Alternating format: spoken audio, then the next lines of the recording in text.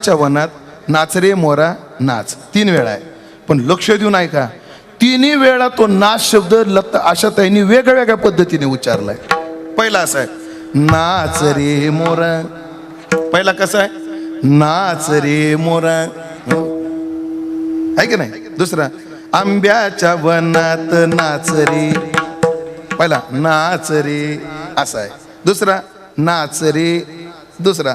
तिसरा ऐका आता नाच रे मोरा आंब्याच्या वनात नाच रे मोरा नाच. संगीतकार एवढ्या बारकाईने काय करतात लक्ष. मी कालच एक मुलाखत ऐकली राम कदमची, संगीतकार होऊन गेले मोठे हो. आणि चर्चा चालली होती बुगडी माझी सांडली ग जाता साताऱ्याला. साताऱ्याला आलो म्हणून सांगत सहज त्यांना त्या मुलाखत करण्यात घेणाऱ्याने विचारलं तुम्हाला ही चाल सुचली कशी, बुगडी माझी सांडली ग. बघा बरं संगीतकार कुठून काय शोधतात. ही चाल तुम्हाला कशी सापडली. त्याने सांगितलं काय नाही, माझ्या मित्राचा आणि माझा फार घनिष्ठ संबंध होता आणि त्या मित्राची आई वारली आणि त्या मित्राला 4 बहिणी होत्या, त्याही मला भाऊ मानायच्या. आणि त्यांची आई वारल्यावर मी गेलो तर त्या 4घी रडत होत्या. कोण? त्या मित्राच्या बहिणी. मी आल्यावर रडू लागल्या आणि त्या रडता रडता म्हणायच्या बाबा लय चांगला होता ग,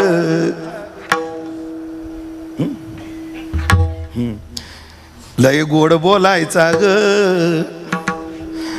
मला खाऊ आणायचा ग. तिथून सापडलं बुगडी माझी सांडली ग जाता साताऱ्याला. मग तिला ते पुढे जोडलं. कुठून काय निघल सांगता येत नाही, म्हणून त्या शब्दाकडे लक्ष दिलं पाहिजे. म्हणून या चालीचं वैशिष्ट्य कुठे आहे. जनी डाईने पेटली, जनी डाईने पेटली, जनी डाईने पेटली, डाईने पेटली पेटली पेटली. तिच्या डोक्यात वाज झाल्या, उष्णता वाढली, पण माझ्या जनीला नाही कोणी. देवाने एका बाईचं रूप धारण केलं आणि जनाबाईच्या दारात म्हणले जने, हे जने. जनाबाई म्हणले मला जना म्हणणारी कोण आली. म्हणले का कोण तुम्ही. अगं मी तुझी मावशी. ती म्हणे मला तर 2च मावशी आहेत, एक पोशीवाडीत दिली आणि एक सुलतान गाद्यात दिली.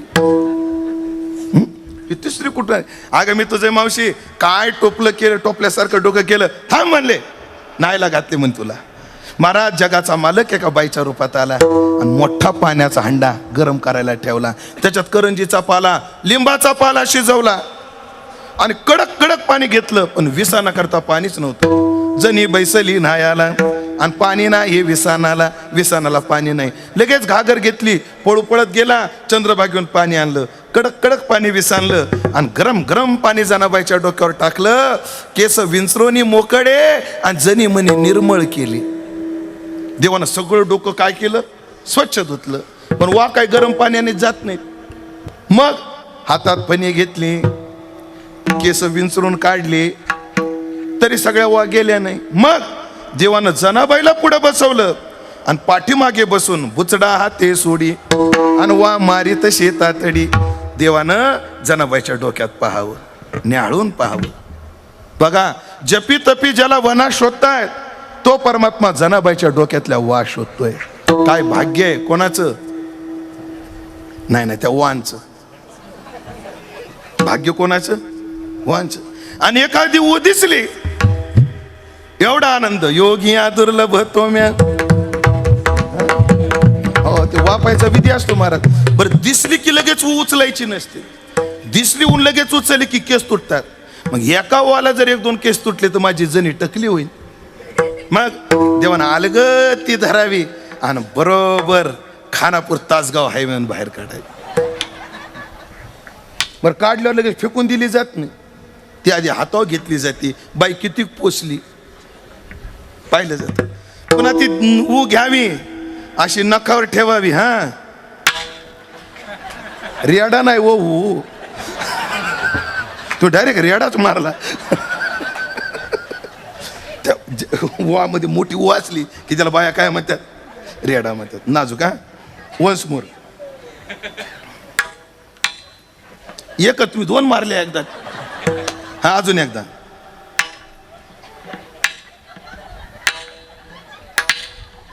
अशा ओवा मारल्या. सदानंद गुरुजी म्हणायचे, देवाच्या नखानं मरण्याचं भाग्य या जगात दोघांनाच मिळालं.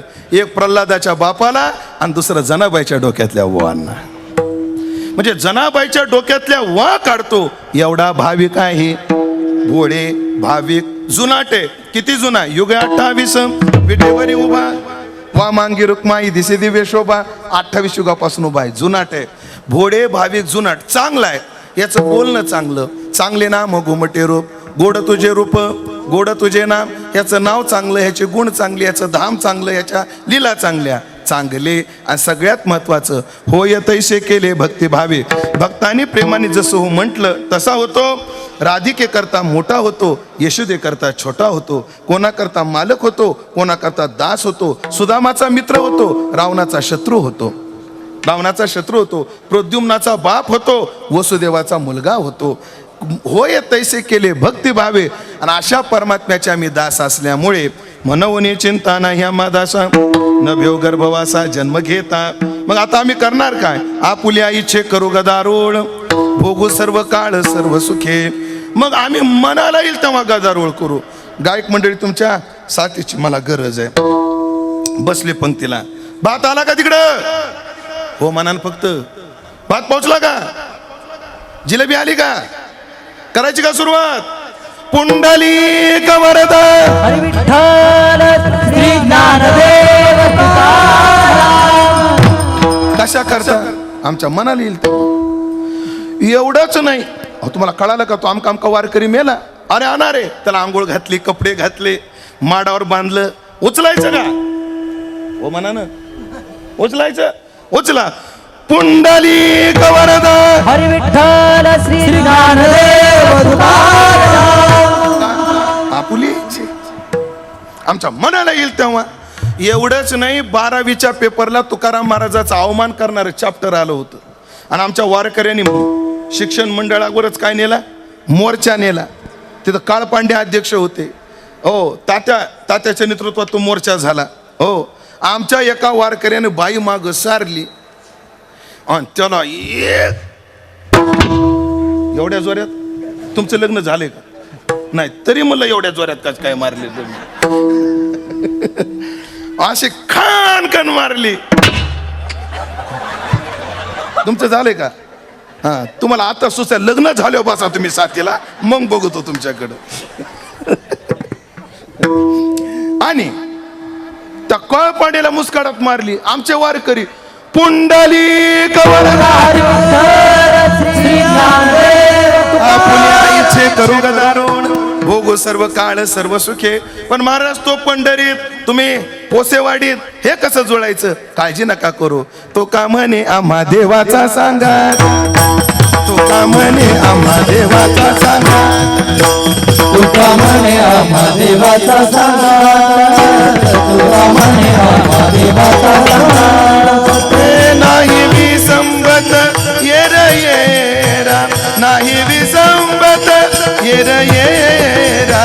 मन होनी चिंता नाही आम्हा दासा, मन होनी चिंता नाही आम्हा दासा, नाही आम्हा दासा, नाही आम्हा पार कुमाई, पार कुमाई, पार कुमाई, पार कुमाई, पार कुमाई, पार कुमाई. पुंडलिक वरदा हरी विठ्ठल श्री ज्ञानदेव तुकाराम.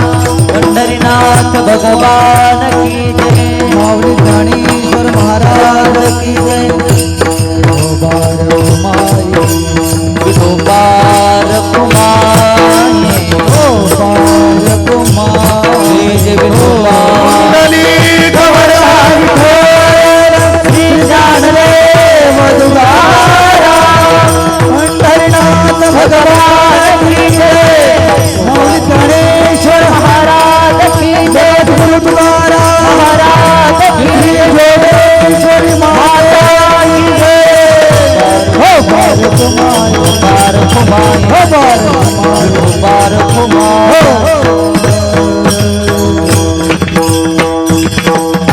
तुका म्हणे आम्हा देवाचा सांगा, त्याचा नामचा सांगात आहे. आणि नाही विसंबत येर येरा. आम्ही त्याला विसरत नाही, तो आम्हाला विसरत नाही. आम्ही त्याचं स्मरण केलं, हाके सरिसी उडी आणि घालून या स्तंभ पोडी. मला वाटतं आज द्वादशी आहे, उद्या त्रयोदशी आहे आणि परवाच्या दिवशी नरसिंह जयंती आहे. प्रल्हादाकरता विचारलं त्याच्या बापानं, ह्या खांबात देव आहे का? आहे. आहे म्हणल्या बरोबर देव तिथे प्रगट झाले. म्हणजे का बरं तो लगेच प्रगट झाला? आम्हाला विसरत नाही, हाक मारली की येतो आणि आम्ही त्याला विसरत नाही. आम्ही त्याची भक्ती सदैव करतो. असं आमचं नातं असल्यामुळे आमच्या चित्तात देव आहे आणि देवाच्या चित्तात आम्ही आहोत. असं नातं असल्यामुळे आम्हाला भीती नाही, आम्हाला चिंता नाही. आमचा मालक भोळा आहे, भाविक आहे, जुनाट आहे, चांगला आहे आणि भक्तानं जसा हो म्हटलं तसा होणारा आहे. म्हणून आम्हाला भीती नाही, चिंता नाही. असं आमच्या जीवनात भीती गेली, आमच्या जीवनातली चिंता गेली आणि आहे त्या स्थितीत आम्ही समाधानी झालो. पण एकच ऐका मंडळी, जगात सध्याच्या काळात परिस्थितीने सुखी होणं आपल्या हाताबाहेर गेलेलं आहे, पण मनस्थितीनं सुखी होणं अजून आपल्या हातात आहे. म्हणून शरीरानं परिस्थितीनं कसे राहा, कोणी गरीब राहा, कोणी श्रीमंत राहा, पण मनानं समाधानी राहा. म्हणून ऐकलं का, आपलं जीवन ब्रँडवर ठरवू नका. अमक्या ब्रँडचे कपडे, तमक्या ब्रँडचे कपडे, समाधानावर ठरवा. कारण हलकं भारी आम्ही पैशावर ठरवतो, पैशावर नाही येते, समाधानावर आहे. एक छोटंसं उदाहरण आहे, एकाकडे मारुती 800 आहे आणि एकाकडे मर्सरीस आहे. भारी गाडी कोणती आहे? मर्सरीस आहे. बरं, मर्सरीस 1.5 कोटीची आणि ती मारुती 800 50. आपलं मुंबईला जर गेले ना तुम्ही, 15,000 भेटते बघा. ती मारुती 800 कितीत भेटते? 15,000. तिला चालू करायला 50,000. मग ते कितीत भेटते महाराज? 15,000. कल्पना करा, 60-62 हजाराची मारुती 800 आहे आणि कोटीची मर्सरीस आहे. आता माझ्याकडे बघावं लागेल तुम्हाला, पण जो मारुती 800 मध्ये बसलाय तो असा आहे आणि जो मर्सरीस मध्ये बसलाय तो असा आहे. भारी गाडी कोणती? मारुती. आताच मर्सरीस म्हणले ना तुम्ही. अरे गाडी मारुती पण भारी नाही आणि गाडी मर्सरीसही भारी नाही. गाडी कोणती भारी आहे? ज्याच्यात आम्ही समाधानी आहोत ती गाडी भारी आहे.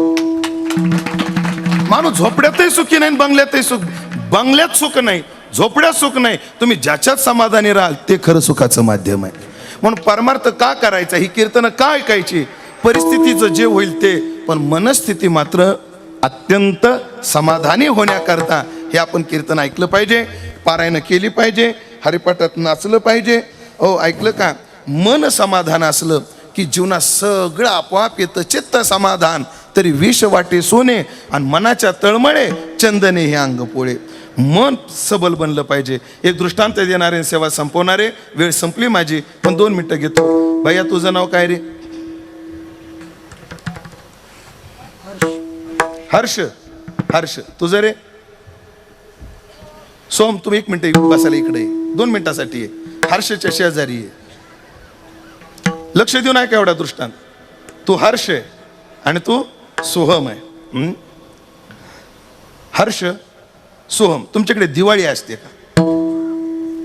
दिवाळीला काय वाजवतात? फटाके वाजवतात. ऐक हर्ष, तो 2 मिनिटाकरता गरीब घरचा होतो का? 2 मिनिटाकरता होशील? कल्पना करा.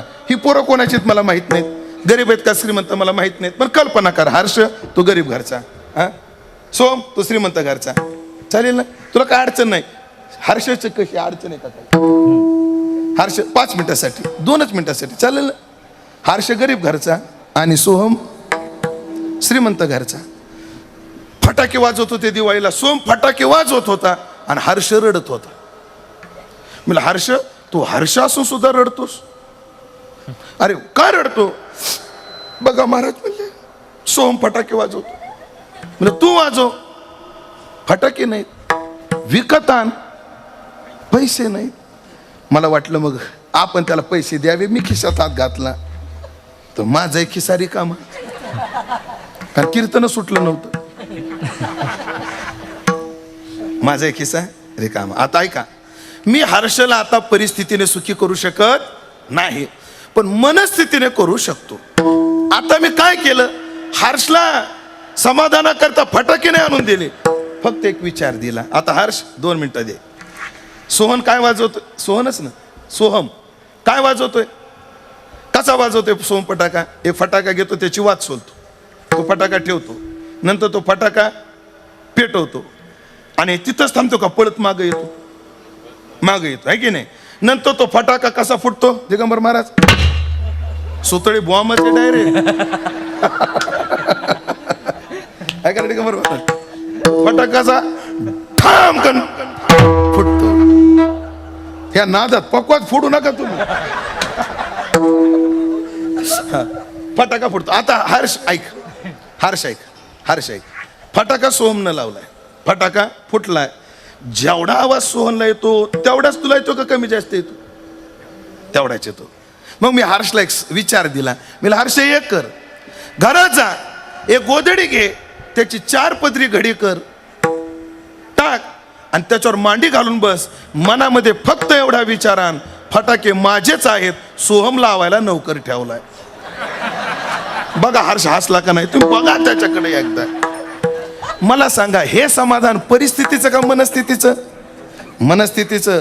लोकलमध्ये आपण ऐकलं का, जेव्हा आपण सानपाडा सोडतो ना, जुहीनगर, आणि सानपाडा न सोडता आपले ठाणे बेलापूर रोडकडे निघतो ना, घनसोली वगैरे, त्याच्या उजव्या हाताला रिलायन्स कंपनी, बरोबर का? मुंबईकर कोपर खेरण्यापासून तिथं काय आहे? Reliance company. जेव्हा जेव्हा अंकुश बुवा मी त्या रस्त्यानं जातो ना, म्हणतो रिलायन्स आपलीच आहे, अंबानीला चालवाय दिली. गाडी काय आहे? कंपनी आपलीच आहे, हरकत काय? म्हणून एक करा, परिस्थितीने कसे राहा, मनानं श्रीमंत व्हा. आणि मनाची श्रीमंती फक्त इथेच मिळते. म्हणून तुम्ही व्यापातली माणसं आहात याचं मला ज्ञान आहे, पण गावच्या यात्रेकरता, सप्त्याकरता 7 दिवस सुट्टी काढत जा आणि गावी येत जा, गावी येत जा. त्याचं कारण आहे, भविष्यामध्ये तुम्हाला चुलता काय आहे? भविष्यातल्या पोरांना चुलता कोणाला म्हणतात, आजी कोण असते, आत्या कोण असते, हे समजणार नाही. यात्रेला तुम्ही या, तुमच्या बहिणींना बोलवा, पोरांना समजावून सांगा, ही माझी बहीण आहे म्हणजे तुझी आत्या आहे, हा माझा भाऊ आहे म्हणजे हा तुझा चुलता आहे, ही माझी आई आहे म्हणजे तुझी आजी आहे, हा माझा बाप आहे, हा तुझा आजोबा आहे, ही माझी बायको आहे, ती तुझी आई आहे. समजून सांगा, थोडं नाते कळाले पाहिजे. मला तुमच्याच भागातले काही लोक आहेत. मला एवढं समाधान झालं, मला फोन आला अचानक एके दिवशी, बाबा आम्हाला तुमचं कीर्तन पाहिजे. म्हणजे कुठं हो? म्हणजे सेलमला. म्हणजे सेलम कुठं? तामिळनाडूमध्ये. कुठे? तामिळनाडूमध्ये. म्हणलं ओ, तिथं मला ते लोकांना हिंदी कळत नाही, मला काय बोलता येणार आहे? काळजी करू नका म्हणले महाराज, जवळजवळ 12 ते 15 हजार आपली मराठी भाषिक तिथं आहेत आणि सगळे तुमच्या पट्ट्यातले. म्हणजे आज सगळ्या भारतामध्ये जे सोन्या चांदीचा व्यापार चालतो तो मराठी माणूस चालवतो, तो तुमच्या भागातली माणसं चालवतात, याचा मला स्वाभिमान आहे. भारतात बरं कटक पर्यंत लोक आहेत तुमच्या भागातले. कटक पार दक्षिण भारतात खूप आहेत, खूप आहेत. आणि मग ते सेलमला मी म्हणलं, पण तुमच्या इकडे हो आम्ही सप्ताह करतो म्हणे दरवर्षी. यावर्षी 12वं वर्ष पार केलं त्यांनी, तपोपूर्ती पार पाडला. कुठे? सेलमला. सेलमला पार पाडला. मला एवढं समाधान झालं. ते म्हणे महाराज, आम्ही तर लहानपणी गावाकडं होतो आणि सगळे मान खटो हे तुमचा जो पट्टा आहे ना, या पट्ट्यातील लोक म्हणजे आम्ही गावी होतो तेव्हा पारायण काय असतं, सप्ताह काय असतो, ज्ञानोबा काय, तुकोबा काय, हे आम्हाला कळालंय. पण आमच्या पोरांना कळावं. 12 वर्षापासून आम्ही सप्ताह चालू केलाय आणि यावर्षी त्याचा तपपूर्ती आहे. मला पहिल्या दिवशीच कीर्तन करता आलं, तिकडे वेळ नव्हती पुढं, पण पहिल्या दिवशी 5 ते 7 हजार लोक कीर्तनाला होते महाराज. 5 ते 7 हजार लोक कीर्तनाला होते. एवढं समाधान झालं. म्हणून एक सांगतो पोसेवाडीकरांना, देवानं तुम्हाला संपन्न केलंय, पण सफल बनवण्याकरता दरवर्षी या सप्त्याचे दिवस ठेवत जा, सप्ताहाला येत जा, आनंदाने उत्सव पार पाडत जा, अशी सगळ्यांना विनंती करतो. तुमचे 10 मिनिटं जास्त घेतल्याबद्दल माफी मागतो. मला माफ केलं का तुम्ही? केलं का? म्हणजे माझं चुकलंय समजा, आहे ना? असं काय हरकत नाही. सगळी गायक वादक मंडळी, पुन्हा मंडळी, तुमच्याच्याने विनम्र भाव व्यक्त करतो. आमचे मिलिटरीमन सुधीर भाऊ यांचा मला फोन आला, पण तुमचं हे कीर्तन म्हणजे आमचं तासाच्या बाहेर पडलेलं बी नाही. तासात जेव्हा असतं तेव्हा कोळपाय सोपं जात, पण तासाच्या बाहेर पडलं की जरा जड जात. आमची सगळी कीर्तनं मराठवाड्यात इकडे पश्चिम महाराष्ट्रात मग यायला थोडं दूर पडतं. मग तसं मी इकडे येणं जाणं माझं आहे, पण आता कमी झाले, तिकडे जास्त फिरतो आपण, मग इकडे यायला लांब जातं. पण सुधीर भाऊ मला म्हटले, महाराज मी मिलिटरी मन आहे, एवढा शब्द ऐकला आणि कोणतेच आटा वेटे न घेता एका शब्दात लगेच तारीख दिली. कारण आम्हाला भारताच्या जवानाबद्दल फार आदर आहे, फार आदर आहे.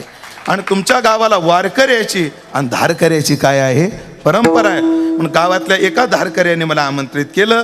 त्या गावातल्या सर्वच धारकऱ्यांना आणि सर्वच वारकऱ्यांना मनापासून दंडवत घालतो.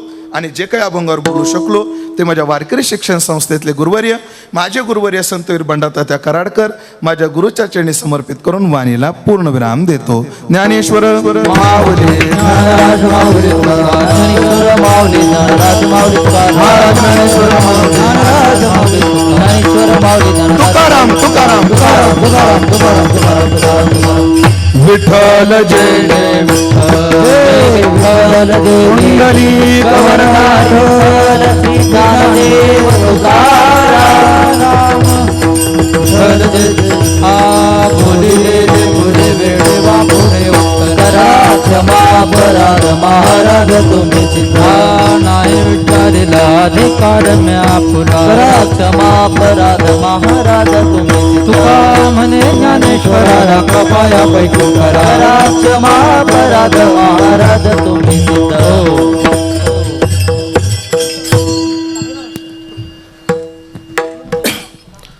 आजच्या 4थ्या दिवसाची सेवा हरिभक्त परायण